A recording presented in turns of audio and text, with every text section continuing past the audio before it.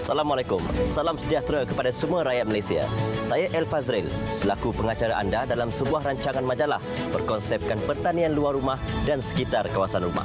Pada masa yang sama, kita juga akan berkongsi serba sedikit mengenai ilmu pertanian yang boleh mendatangkan keuntungan dan dijadikan sumber pendapatan. Saksikan semua ini dalam Kediaman Agro.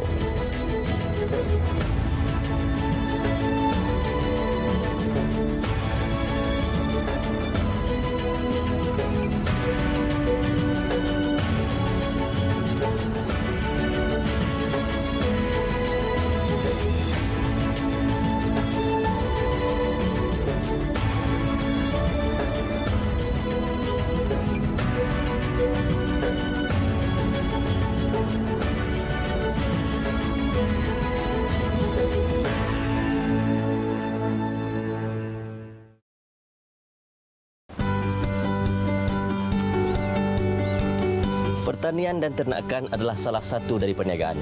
Itulah ungkapan para petani dan peternak moden, tidak kira untuk diri sendiri atau untuk pasaran. Kedua-dua sektor ini penting sebagai sekuriti bekalan makanan yang utama kepada kita.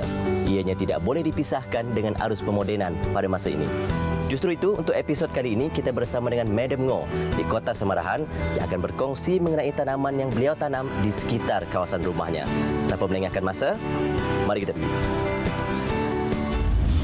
Baik, inilah dia yang akan bersama dengan kita untuk episod kali ini, Encik Chai Sicuk dan juga Chai Chungo. Madam Ngo dan Mr. Chai lah panggil hari ini. Thank you lah datang dengan kita orang sebab nak tahu apa pasal tanaman dekat sini, apa you tanam. Apa juga ada sini, saya tengok memang banyak tanaman. Apa juga ada tanam sini? Kacang panjang, limau, kangkong. Ya. Lagi apa lagi ada sini? Kacang pendek. Kacang pendek ada. Ini you tanam untuk sendiri atau mau kasih jual pun? Untuk jual makan sendiri pun ada juga sikit-sikit. Mana belajar ini, you sendiri belajar tanam atau ada pergi itu khusus kah? Tidak khusus. Madam full time tanam atau full time. sama juga? Okey. Sekarang itu ikut lepas PKP itu semua okey kah demand sayur-sayur ini masih ada kah, setiap hari ada kah? Ada juga. Mana jual? Jual borong. Borong. Orang datang sini ambil sama you. Saya hantar sana tu belakang saja. Dekat pasar sinilah. Ya. Harga okey sekarang? Boleh lah, okey lah, dapat jadi income jugalah. Ada masuk lah, jangan semua keluar. Sekarang kan kata keluar pun tahan juga pak. Macam ada padi kosong lah, ada kurang dia. Baik. Mau isi sikit ya tak. Saya mau tahu sekarang ni, lepas ini mau belajarlah cara tanam antara tanaman yang ada di sini. So lepas ni apa tanaman yang you mau kasih aja saya? Mau tanam apa lepas ini? Sayur itu kacang aja. Okey. Lepas ini kacang Jadi Madam Ngo dan Mr. Chai lepas ni nak ajar saya cara tanam kacang. Saya nak limau pun ada. Ya, ada limau. Okey, kita nak tengok macam mana cara-cara dia, kita belajar cara tradisional, bagaimana cara menanam dia. Apa tips-tipsnya? Antara tanaman yang terdapat di sini adalah kacang buncis. Sekarang Madam Ngo dan Mr. Chai akan tunjuk kepada kita bagaimana cara mereka menanam kacang buncis ni. Ini dah kita siapkan siap untuk membajak dan menggemburkan tanah. Mula-mula sekali Mr. Chai, apa yang kita buat ni? First sekali. Cangkul. Okey, cangkul dulu. Cangkul. Mula cangkul. Habis cangkul kita tu kasih harus. Habis harus tu kita simpan tu baja tu. Simpan baja. Kita cangkul dulu. Boleh mula, Madam? Okey, kita cangkul dulu.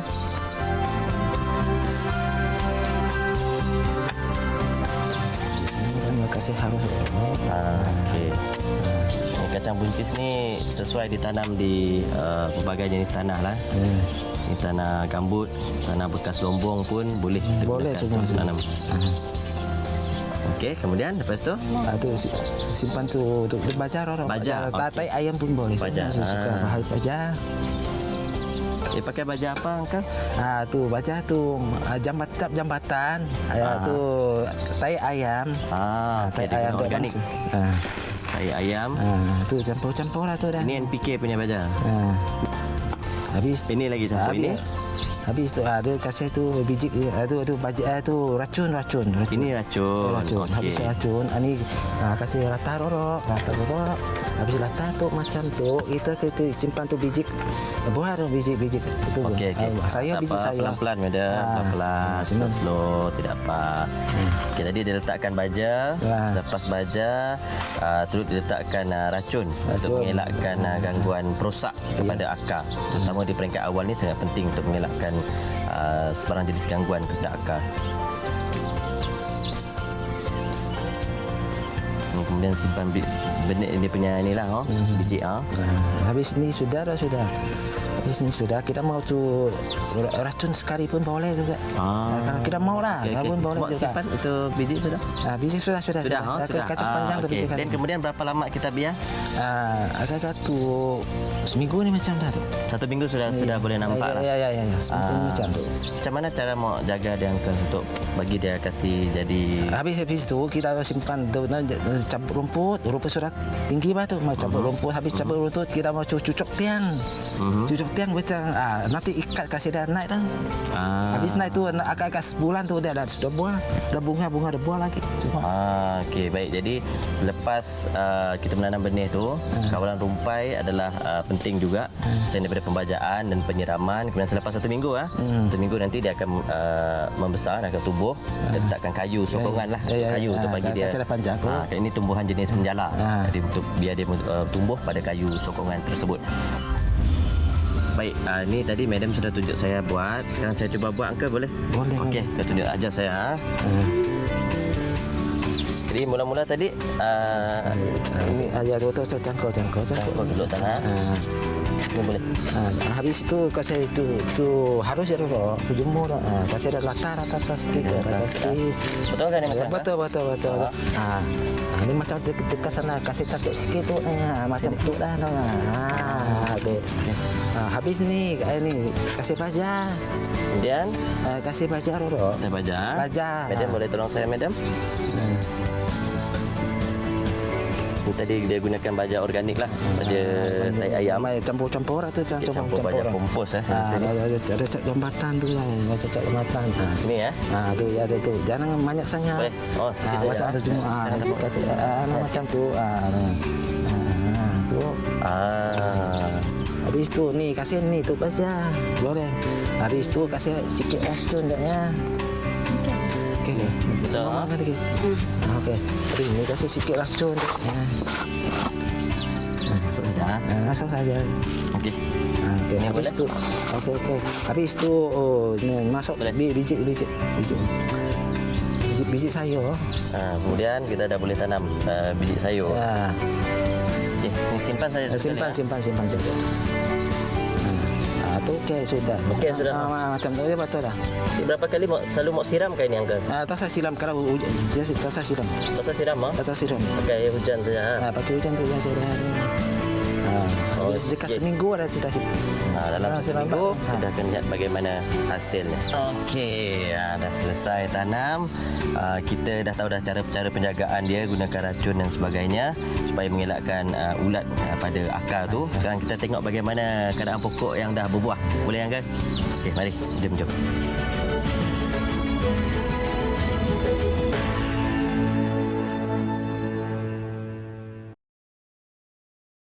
Kacang buncis merupakan sejenis sayur kekacang yang berkuah dan sangat kaya dengan kandungan protein. Ia dipercayai berasal dari Amerika Tengah dan Amerika Selatan. Kacang buncis atau nama saintifiknya adalah Phaseolus vulgaris dalam keluarga Fabaceae mengandungi pelbagai khasiat yang tidak terdapat pada tumbuhan sekeluarga dengannya. Di Malaysia, kacang buncis ditanam sebagai jenis sayuran buah untuk tujuan domestik dan ekspor. Pokok kacang buncis bertabiat tumbuh melilit, mempunyai akar tunjang dan sisi yang panjang dan memerlukan pancang untuk memanjat.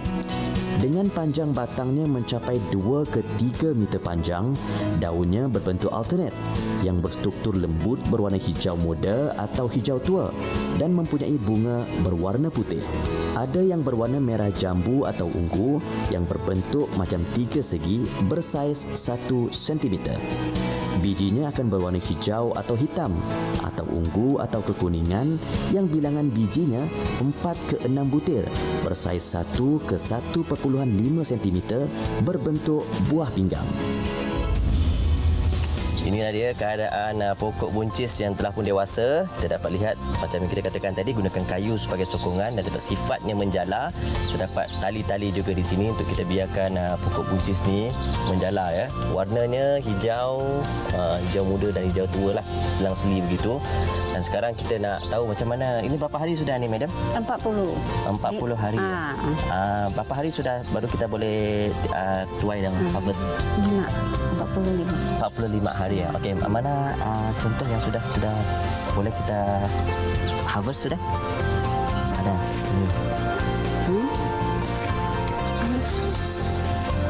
Okey, cabut saja nanti. Cabut dia macam tu saja.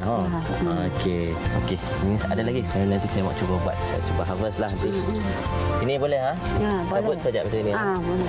Mudah saja cara untuk menuai dia.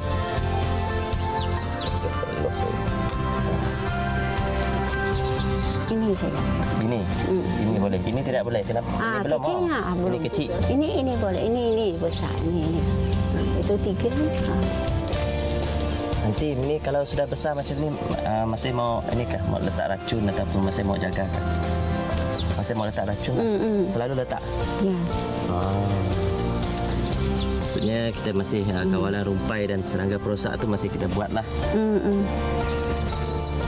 Buncis ni sedap kalau kita buat tumis ataupun goreng telur.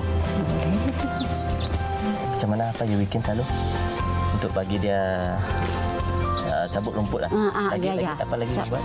Cabut rumput sajalah. Baja? Baja ataupun siram air? Baja 1 minggu. Baja 1 minggu 1 kali lah. Ya. Tadi baja yang sama itu kita pakai lah. Sama. Okey. Jadi pembajaan, penyiraman perlu sentiasa buat. Kawalan rumpai juga, rumput mau selalu cabut nanti. Cabut. Tadi saya tengok nanti pun selalu ada cabut-cabut itu daun. Kenapa? Sana. Buat sini. Okey. Nanti ini selalu buat cabut-cabut daun ni untuk apa nanti? Nanti agak kena itu buah mah. Nanti dia akan mengganggu. Dia perlu selalu menggunakan pemangkasan ataupun cabut daun ni supaya tidak mengganggu pembesaran buah lah. Supaya baja dan nutrien tu lebih fokus untuk diberikan kepada bunga dan juga buah berbanding dengan batang-batang yang lain. Jadi daun ni perlu selalu dicabut lah nanti ya. Setiap hari buat lah. Ya. Okay. Ini buah. Cabut saja. Boleh. Okay, cara penjagaan kacang buncis ni sebenarnya kalau dilihat tidaklah serumit mana. Cuma perlu pemantauan yang konsisten lah selain pembajaan dan penyiraman yang biasa. Jadi selain daripada kacang buncis ni, terdapat tanaman lain. Dan satu saya tengok di sini agak istimewa yang jarang saya lihat di tempat lain adalah terung Cina ataupun terung putih. Lepas ni kita tengok.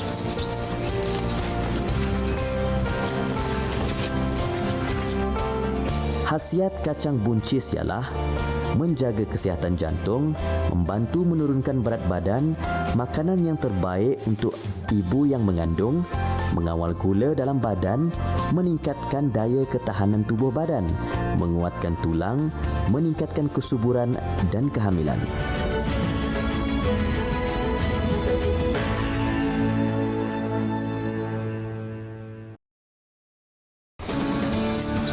Antara tanaman yang juga terdapat di sini iaitu terung putih. Terung putih ni di antara pelbagai jenis terung jugalah. Ini salah satu daripadanya, terung putih. Biasa kita lihat yang berwarna ungu tu. Ini terung putih, terung Cina ni cara masak dia sama dengan itu terung lain juga kan, Aunty? Lain punya. Kita biasa masak tumis ataupun masak dengan kari, buat bajeri. Sedap lah ni. Salai pun sedap juga. Ini umur berapa sudah ni, Aunty? Kalau yang besar macam ni. Berapa lama sudah? 4 bulan. 4 bulan dah dia besar macam ni. Kemudian cara jaga dia macam mana? Masih mau baja? Sama baja. Baja. Air simpan air biasa. Sana. Air yang dekat sana tu. Ya. Ada campur apa-apa tak? Ayam teri. Air takungan di sana tu dia campur dengan baja tai ayam. Dia gunakan untuk buat siraman, dia gunakan baja organik. Ini macam. Daun sama juga macam tadi, selalu buat selalu potong lah. Ya. Selalu potong untuk pastikan buah dia sihat Dan saya lihat ni pun terung ni ditanam di bawah kawasan teduhan lah, di bawah daun tu supaya tumbuh saran dia pada buah tu menghasilkan buah yang berkualiti. Ada buah yang siap untuk kita tuai nanti. Kita tengok bagaimana keadaan. Ini boleh. Tu. Kita cantik ya. Yang ni boleh. Dia saya cuba buat kan. Ni, Ya, ya. ini potong-potong atas sini boleh? Ya. Ni. Sini ya. Ya. Ini boleh ha? Okey, ni dah masak. Tengok. Dia lebih kurang sama je dengan terung yang biasa kita lihat tu. Dia cuma dia berwarna putih. Itu saja beza dia. Macam mana mak tahu dia masak nanti? Dia pegang kan? Ni. Kalau dia macam lembut sedikit tu, maksudnya dia dah siap untuk dituai lah. Ini rasa dia manis ataupun Manis. Manis. Ini manis. Sedap buat salad. Okey, ini kita dah tuai. Dan lepas ni saya nak tunjukkan juga cara bagaimana nak menyemai benih ni gunakan kaedah yang saya pelajari dalam episod-episod yang lepas. Kita tengok tanaman yang lain pula. Ini dia. Terung putih nama saintifiknya Solanum melongena adalah variati baru dari keluarga terung yang juga dikenali sebagai terung kania. Bentuknya sama dengan jenis terung panjang yang berwarna ungu. Cara menanam biji benih terung. Cara yang pertama, menggunakan bekas kosong seperti kontena. Bahan-bahannya, kontena, benih yang telah pun direndam semalaman dan ditoskan, tisu-tisu, botol berisi air untuk semburan, dan plastik berwarna hitam.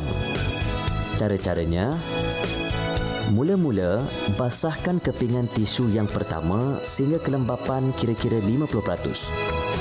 Seterusnya, benih yang telah direndam dan ditoskan tadi diletakkan di dalam bekas berisi tisu. Basahkan tisu yang kedua dan tutup benih tadi. Kemudian, bekas tersebut ditutup. Tutup rapat dan kemudian bekas itu tadi dibungkus ke dalam plastik berwarna hitam serta diikat dan akhir sekali letakkan di tempat yang gelap. Cara yang kedua, bermulalah pemilihan biji benih yang berkualiti dan bebas dari penyakit. Biji benih perlu direndam semalaman. Selepas itu, sediakan lubang tray semayan yang diisi oleh media tanaman iaitu peat moss tetapi tidak terlalu padat dan perlu diratakan.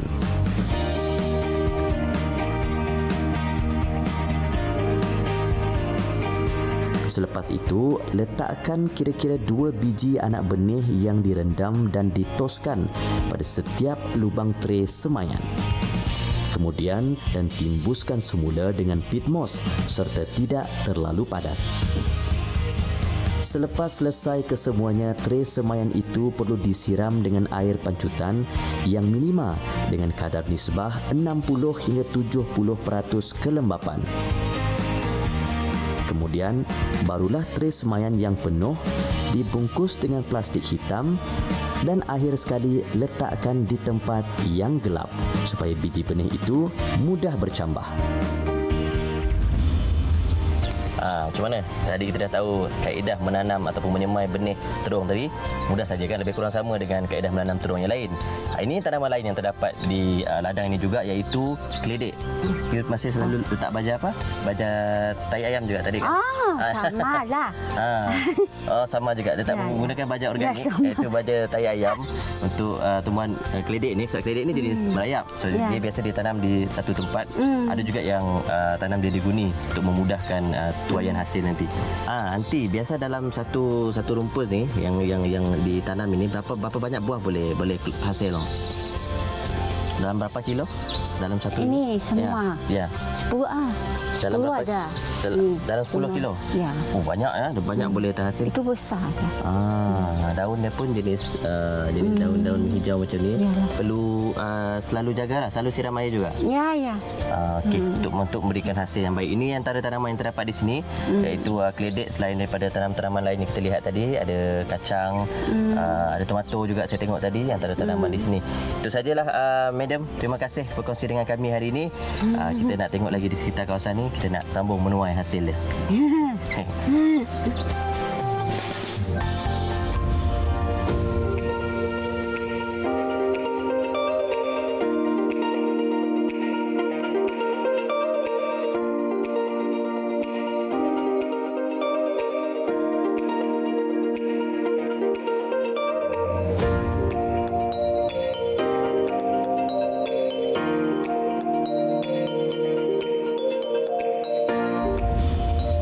Kacang buncis atau nama saintifiknya Phaseolus vulgaris ditanam secara meluas di Malaysia dan mendapat permintaan yang tinggi.